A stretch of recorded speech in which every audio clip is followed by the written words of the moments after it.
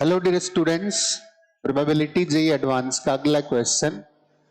If from each if from each of three boxes containing three white, one black, two white, two black, and one white, three black balls respectively. One ball is drawn at random, then the probability that two white and one black ball will be drawn is। हमारे पास तीन boxes हैं, box number 1, box number 2 and box number 3। पहले box में तीन white balls हैं और एक black ball है। दूसरे में दो व्हाइट हैं और दो ब्लैक हैं। तीसरे में एक व्हाइट है और तीन ब्लैक। ठीक है ना? इन बॉक्स में ऐसे ऐसे बॉल्स हैं। अब उसने क्या बोला है? From each of the three boxes one ball is drawn at random.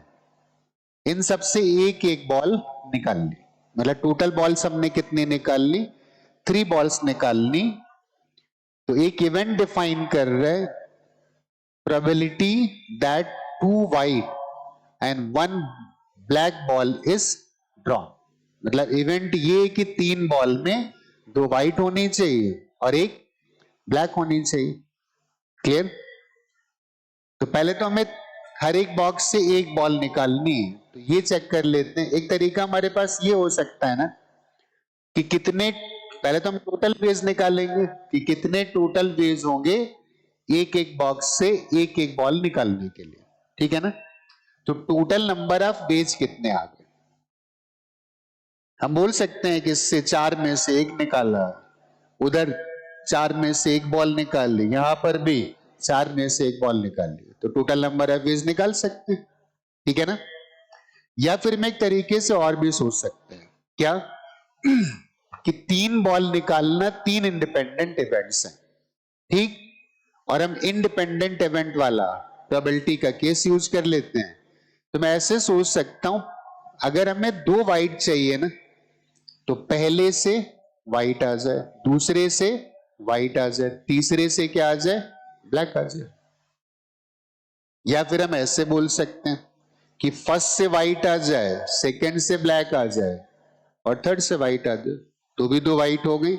या फिर हम बोल सकते हैं कि पहले से ब्लैक आ जाए, दूसरे से व्हाइट आ जाए, तीसरे से व्हाइट आ जाए, सब में ब्लैक व्हाइट है। हमारे पास ये 3 ऑप्शंस होंगे। क्लियर? एक ऑप्शन होगा फर्स्ट से व्हाइट, सेकेंड बॉक्स से व्हाइट और थर्ड से ब्लैक। एक ऑप्शन होगा फर्स्ट से व्हाइट, सेकेंड बॉक्स से ब्लैक और थर्ड बॉक्स से व्हाइट। और अगला ऑप्शन होगा पहले बॉक्स से ब्लैक आ जाए, बाकी दोनों बॉक्स से व्हाइट आ जाए। ठीक है ना? तो 3 अगर ये प्रोसेस हैं तो हम ऐसे बोल सकते हैं, इनको ऐड कर दो, ये प्रोबेबिलिटीज निकाल लेते हैं, ऐड कर देते हैं, and this will be our desired probability. अब बात आती है कि पहले बॉक्स से व्हाइट आए, इस बात की क्या प्रोबेबिलिटी होती है? फर्स्ट के लिए लिख रहा हूं, तो फर्स्ट में व्हाइट है कितनी? 3। टोटल कितनी थी? 4। This is 3/4। पहले वाले से ब्लैक आ जाए, इसकी प्रोबेबिलिटी 1/4। यही बात मैं अगर दूसरे वाले के लिए बोलता कि दूसरे बॉक्स से व्हाइट निकालने की क्या प्रोबेबिलिटी है? दैट इज 2/4, मतलब 1/2।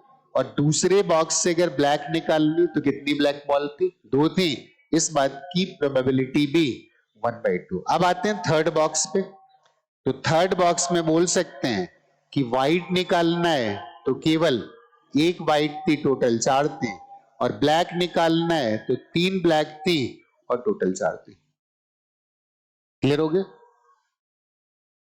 ये तीनों इंडिपेंडेंट इवेंट्स होंगे, पहले से व्हाइट निकलना, दूसरे से व्हाइट निकलना और तीसरे से ब्लैक निकलना। तो फर्स्ट से व्हाइट निकालेंगे तो किस प्रोबेबिलिटी से? 3/4 से। सेकंड से व्हाइट निकालेंगे तो किस प्रोबेबिलिटी से? 1/2 से। थर्ड से ब्लैक निकालोगे, दिस इज 3/4। फर्स्ट से व्हाइट विथ व्हाट प्रोबेबिलिटी? 3/4। फिर क्या करना है? सेकंड से ब्लैक निकालना है, तो ब्लैक निकालने की प्रोबेबिलिटी दैट इज 1/2, और फिर थर्ड से फिर व्हाइट निकालना है, तो व्हाइट निकालने की प्रोबेबिलिटी दैट इज 1/4। इसके बाद तीसरा ऑप्शन क्या हो सकता है, फर्स्ट से ब्लैक निकाल लो, प्रोबेबिलिटी 1/4। इसके बाद दोनों से व्हाइट निकालो, तो सेकेंड से व्हाइट निकालना था तो 1/2, और थर्ड से व्हाइट निकालना था तो 1/4। And this is our desired probability. Solve कर लेते हैं। 4 4 2 सब में लिखा था, तो नीचे तो वही कर देते हैं, 4 इंटू 4 इंटू 2, ऊपर क्या आएगा 9 प्लस 3 और प्लस 1, 9 3 12 और प्लस 1 13, तो this is 13 divided by 32। 13 divided by 32 एक ऑप्शन में हमें दिख रहा है, ठीक है ना। इसका मतलब 13 divided by 32 is the probability of this event कि 2 व्हाइट निकल के आए और एक ब्लैक बॉल निकल के आए। आई थिंक क्वेश्चन समझ में आ गया हो।